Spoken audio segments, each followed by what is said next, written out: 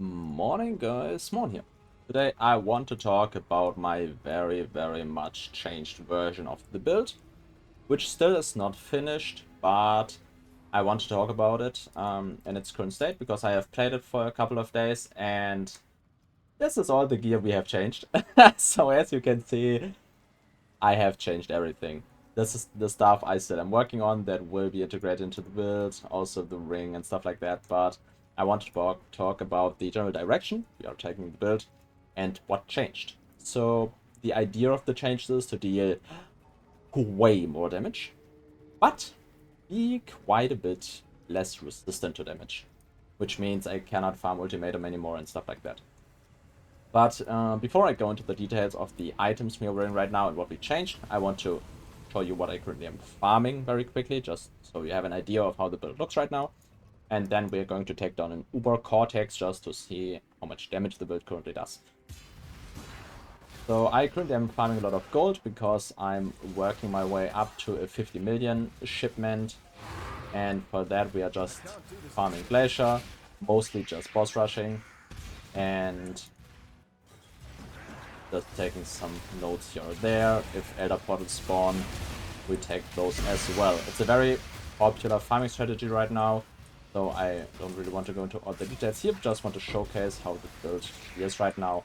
I also am clearing tier 17s a lot, though the build, while being a lot faster clearing tier 17s now, is a lot more vulnerable, and it can happen that you just rip a few portals here or there, and sometimes even brick a map, which is sad, but I mean that's what happens when you build your entire build about damage. So I did build in a trigger setup for my scepter or for my divine retribution, but for some reason sometimes it just stops working. Now it did work, and I don't know exactly why. It's very annoying because here I do want to have it up. However, it's very strange. I cannot figure out why it just stops working at some point. Now we just have to go in and hope not to get crit, because if we are getting crit here, we just die. But it's okay. We got it. I die here quite a bit due to enemies hitting me and I just die. But worked out fine, and this is pretty much what I farm right now for gold a lot. And want to show how it looks to clear a map like this here. So let's take a look at Uber Cortex at the build. Quickly to put in some gold so my people don't stop working.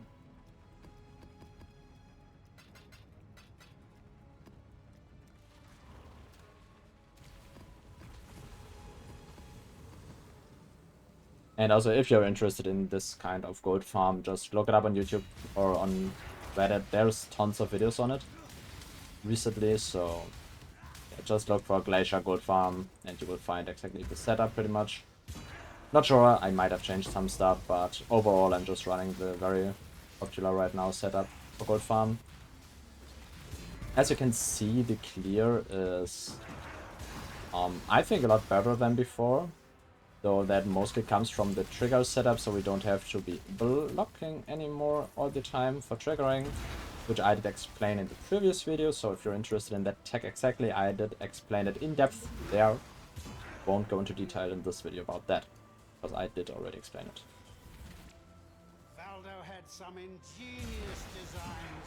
You can see I just got my skills up here so I can recast on the bosses.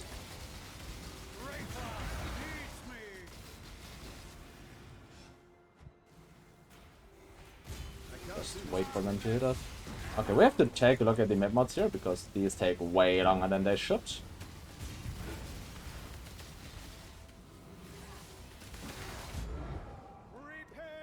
Wild. But this is, as I said, way more squishy. Let's take a look. This actually interests me and I want to know before.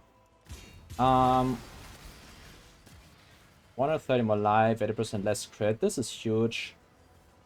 And that's it pretty much, but more life and less damage from crits make the boss about 5 times as tanky, 10.5, so about 12 times as tanky as they usually are, so I can clear these bosses away.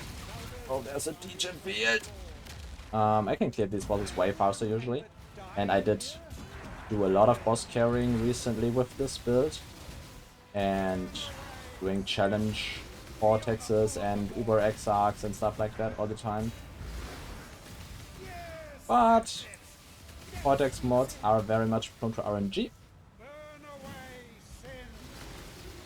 But as you can see, the damage is fine. Is there another mod there? It feels like even more. But what I want to talk about also is that this is not the final form of the build, as I said. We will change some pieces, and we will about double or quadruple the DPS from what it is right now without losing too much defenses anymore. But it just makes the build way more costly. I want to present the high DPS, still expensive variant because I have not looked into it without a Mage Blood. Because I've got Mage Blood onto my hands and thought I will create a very, very high DPS version of this with Mage Blood.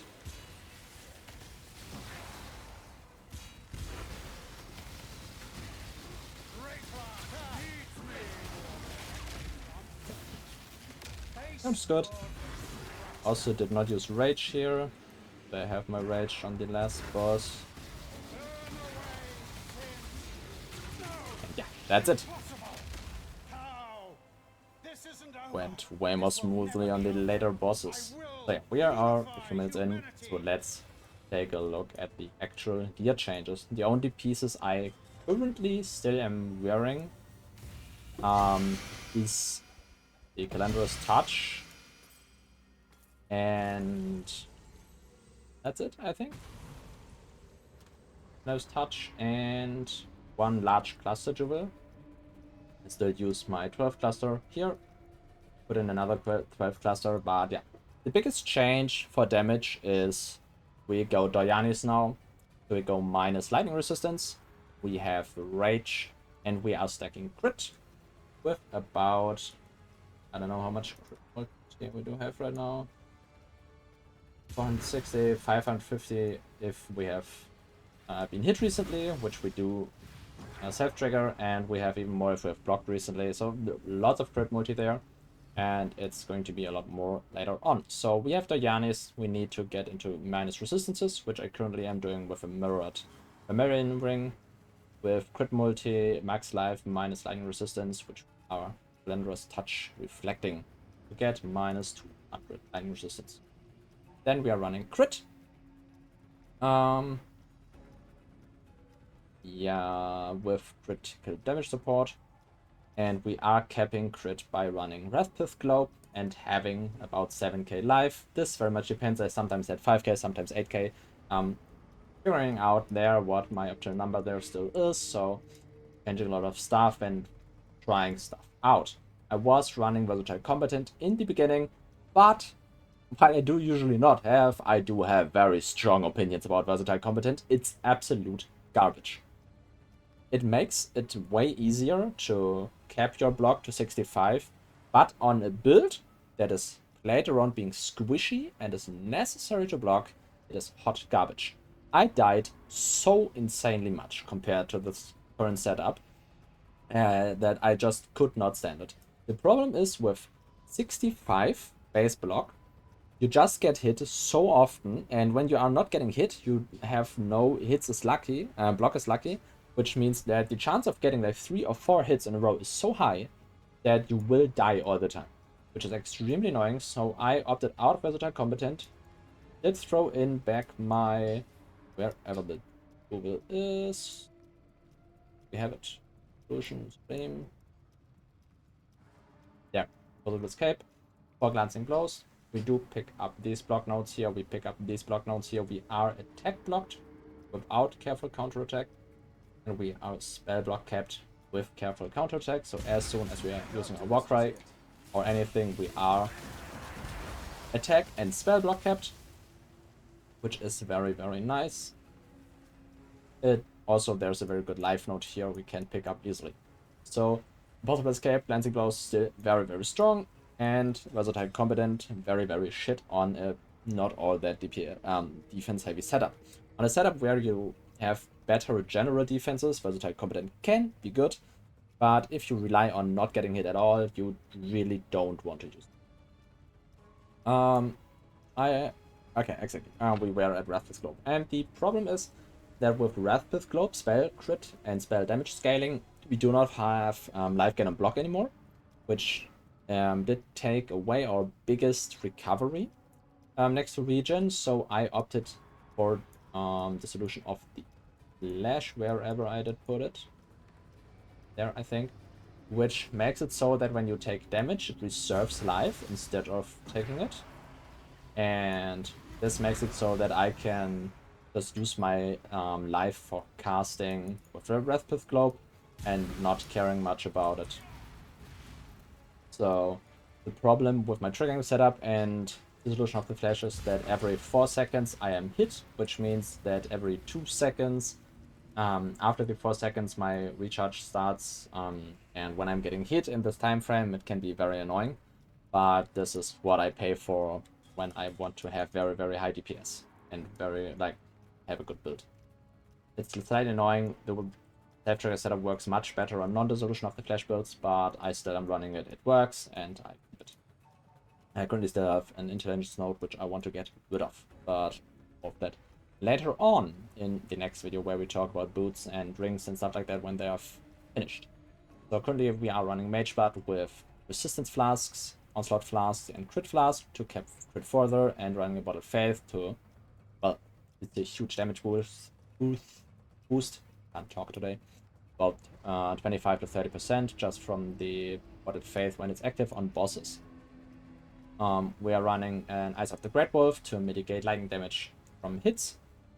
We want either lightning damage taken as cold or fire, otherwise lightning damage will completely shred you.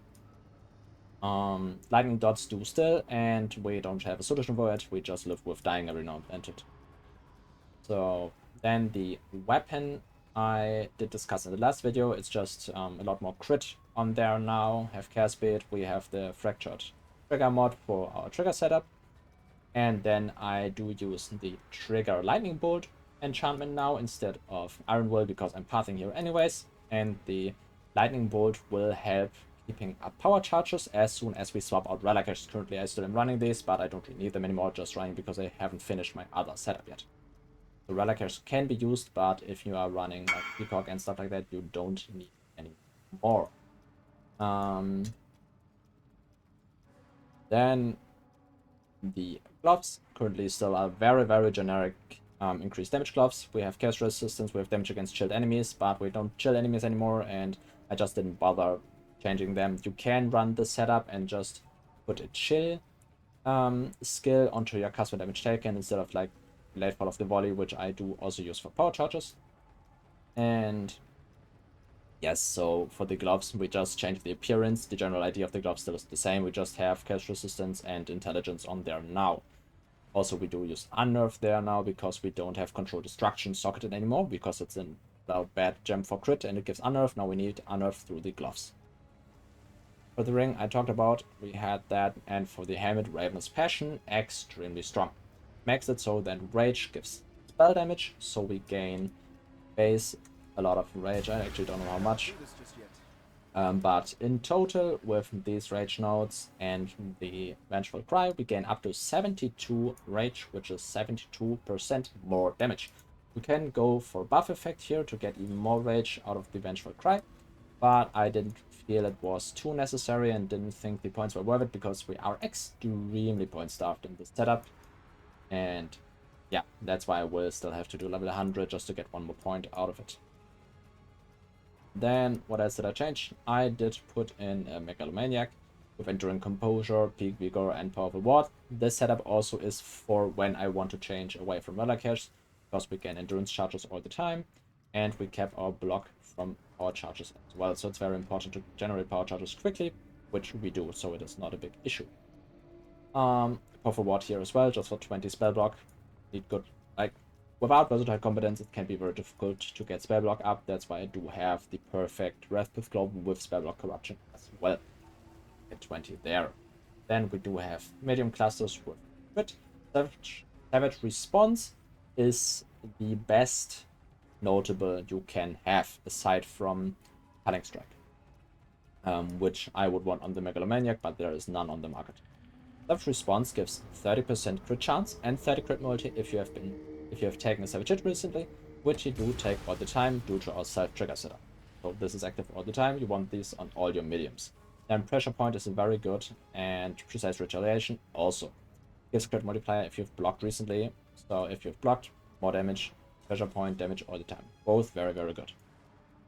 But let's talk a bit about losing defenses, because when you gain damage, you usually do lose defenses. In most setups, you trade one for the other, and we did lose a lot of defenses. We do have less endurance charges. I do believe we are on 4 endurance charges now instead of 9 or 10, which we had in the previous setup.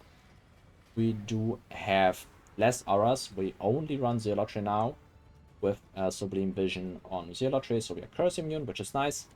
But we do only have 1 aura, so no defensive auras. We also do have less resistances. We have way less chaos resistance, which I will get up to like 60 or something, but I need to find a good breakpoint there. We have 86, 85. These are not set in stone. Some will change there, but not sure exactly how. But we don't have 90 resistances anymore, which is noticeable. And we have way less physical reduction due to our shield not having physical reduction and endurance charges not having physical reduction. Also, we're using Dissolution of the Flesh to just, well, pick up the damage and then not care about it as much. I expected earlier. But if we take a look at the PoBs, before that we had about 400k average hit, which is against Guardian and Pinnacle bosses, and we're at hit pools of 140k, 30k, 70k, and 36k. With the new setup, we will have way lower hit pools, but against, again, Guardian Pinnacle, pretty much the exact same setup. Can take a block here to make it more reliable, slightly more realistic, but it doesn't change the damage overall. It just takes away some crit chance and gives crit multi, so it doesn't really change the damage output at all. We did gain about 14 times our damage. This is without calculating rage in, which puts it even higher. And yeah, it's just way more.